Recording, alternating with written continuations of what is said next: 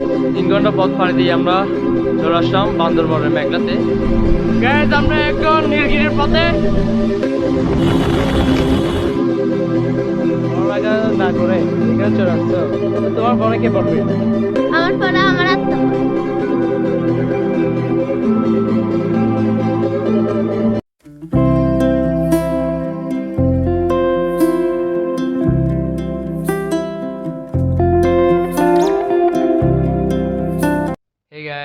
আসসালামু আলাইকুম। 2021-এর প্রথম ব্লগে আপনাদের স্বাগতম জানাই। দেখতে দেখতে আপনাদের মাঝে আবারও হাজির হয়েছি নতুন কোনো ব্লগ নিয়ে। আর গাইস আজকে ব্লগটা খুবই ইন্টারেস্টিং হতে যাচ্ছে, কারণ আজকে আমরা যাচ্ছি বান্দরবনের এলাকায়। আপনারা জানেন বান্দরবন হচ্ছে একটা স্বর্গের টুকরো। আজ আমরা বান্দরবনে শুধু একটা জায়গায় যাচ্ছি না, আমরা বান্দরবনে 4 থেকে 5টা জায়গায় ভ্রমণ করব একদিনেই। সেইগুলো হচ্ছে নীলগিরি, মেঘলা, নীলাচর, চিম্বুক পাহাড় ও আরও 2-1টি জায়গায় আমাদের টার্গেটে আছে। দেখা যাক, আল্লাহ যদি সহায় হই তাহলে আমরা সব ভ্রমণ করব। আর যেহেতু একদিনে আমাদের সব জায়গায় কভার করতে হবে, সেহেতু এখন রাত 2টা বেজেছে।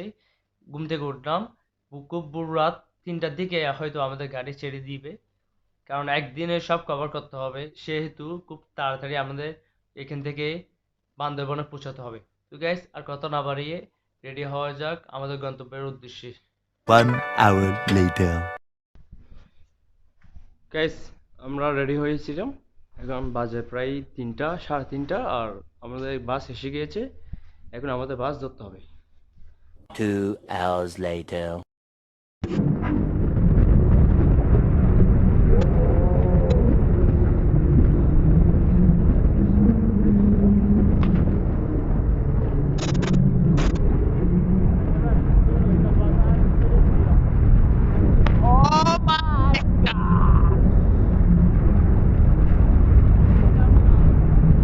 A few minutes later. Guys finally দীর্ঘ 3 ঘন্টা পথ পাড়ি দিয়ে আমরা চলে আসলাম বান্দরবনের মেঘলাতে। আর প্রচুর খিদা লেগেছে। এখন আমরা সকালে নাস্তা করব, আর নাস্তা করে মেঘলাতে একটু ঘুরতে যাব। এই মেঘলার পথ শেষ করে আমরা অন্য কোথায় যাব। Let's have breakfast.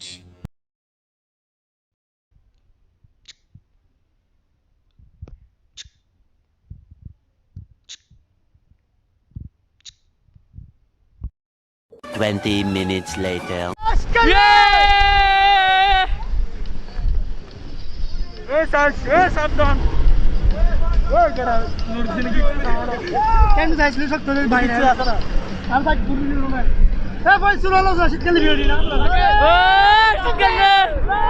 গরম গরম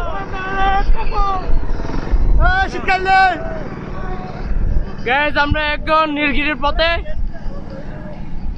মাঝের রাস্তা খুবই শীতল।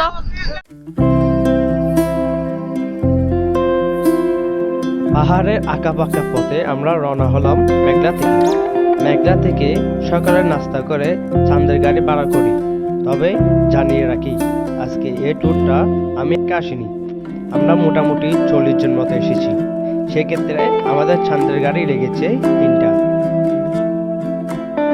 মেঘলা থেকে প্রথমে নীলগিরি, তারপর চিম্বুক, তারপর শরীরপ্রপাত, তারপর মিরাচর থেকে আবার মেঘলাতে ফিরে আসার জন্য প্রত্যেকটি গাড়ির 4000 টাকা করে ভাড়া নিতে হয়। এর আগে আমরা বাস দিয়ে চট্টগ্রাম থেকে সোজা বান্দরবনে মেঘলাতে চলে আসি। চাঁদের গাড়ি দিয়ে দীর্ঘ 2 থেকে 2.5 ঘন্টার পথ পাড়ি দিয়ে আমাদের নীলগিরি যেতে হবে। এর মাঝে পথটা যেন বারবার মনটা কেড়ে নিয়েছে। অসম্ভব সুন্দর এই পথ পাহাড়ের চূড়ায় চূড়ায় দিয়ে গিয়েছে এবং পাশে সারা বান্দরবন যারা দেখা যায় খুব সহজে। এই দীর্ঘ পথে আমি পেছনে দাঁড়িয়েছিলাম আর উপভোগ করেছিলাম সম্পূর্ণ পথটা। পথে পথে আপনি মারমাদের বিভিন্ন এলাকা দেখতে পাবেন এবং অনেক টুরিস্ট স্থানও দেখতে পাবেন।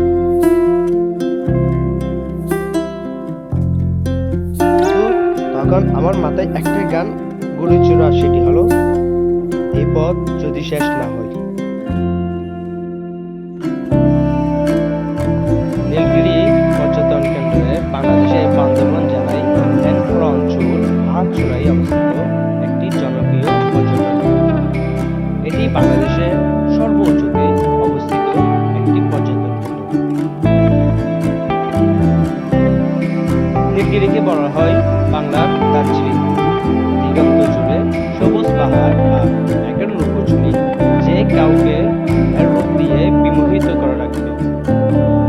যদি সমুদ্র পৃষ্ঠ থেকে 2200 ফুট উচ্চতায় মেঘ ছোঁয়ার ইচ্ছে থাকে, তাহলে নীলগিরি আপনার সেই ইচ্ছে পূরণ করবে।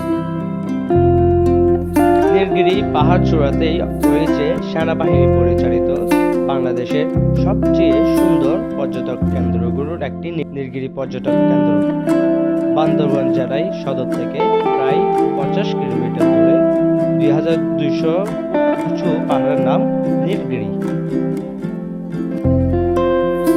নীলগিরি থেকে চারপাশে চোখ মেলে থাকলে সারি সারি মেঘের পাহাড় আছড়ে পড়া ও প্রকৃতির অপার সৌন্দর্য আপনাকে বিমোহিত করবে। নীলগিরি চূড়া থেকে পাহাড়ের সারির পাশাপাশি আকাশ পরিষ্কার থাকলে আপনার চোখে পড়বে বগালেক, বাংলাদেশের 5ম সর্বোচ্চ পাহাড় কেওক্রাডন, কক্সবাজার সমুদ্র সৈকত এবং চট্টগ্রাম বন্দর ও সাঙ্গু। এছাড়াও নীলগিরির কাছের আদিবাসী গ্রাম থেকে পরিচিত হতে পারেন তাদের পুষ্টি ও সংস্কৃতির সাথে। নীলগিরিতে সেনাবাহিনীর ক্যাম্প থাকায় নিরাপত্তার কোনো বিভ্রান্তির কারণ নেই, তাই পরিবার নিয়ে অনায়াসে ঘুরে আসতে পারেন বাংলার দার্জিলিং, কেতো, নীলগিরি। তো আর কথা না বাড়িয়ে উপভোগ করতে থাকুন এই সুন্দর পথটা। বাতাসে ঠোঁট উড়িয়ে দিলাম তাকালে তুই ঘুরে, আমার মন তাই কান ধরে আর গান ধরে বেসুরে। বায়নাগুলো আয়না সেজে বুকের ছোট্ট দিলে, যেভাবে জল কামান চলে মোমবাতি মিছিলে। দেশটা ভেজা বালির দেশে চুলি যখন জল, বৃষ্টি ভরা মেঘ ঝরিয়ে আমার হবি বল।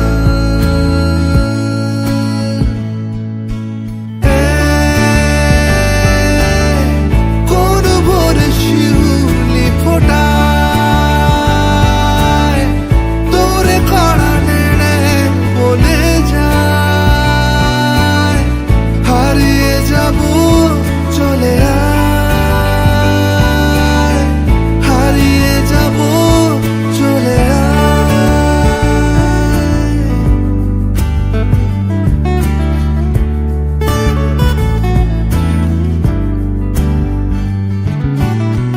জমা অভিমান পড়ে ফেলা বই, মনে রেখো মুখ ফুটে বলনি তো কই।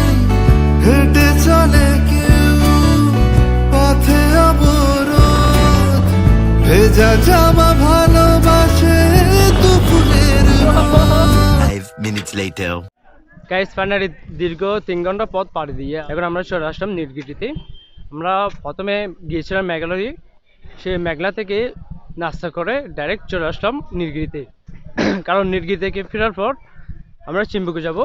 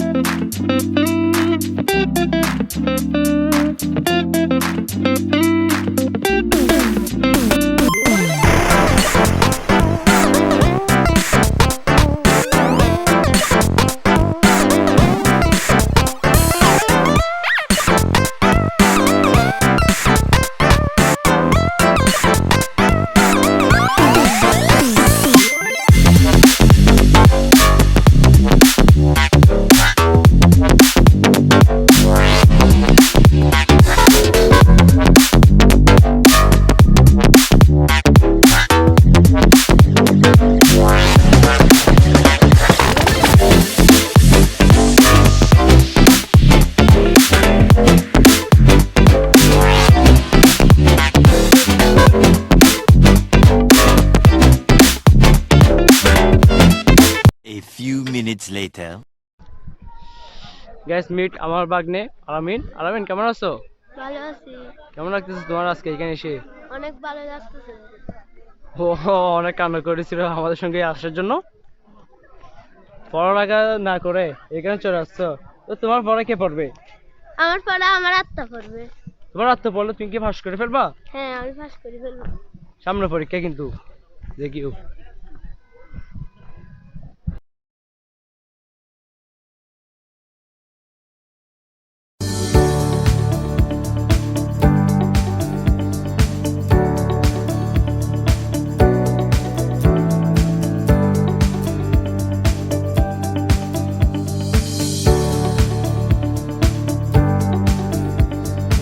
1 hour later.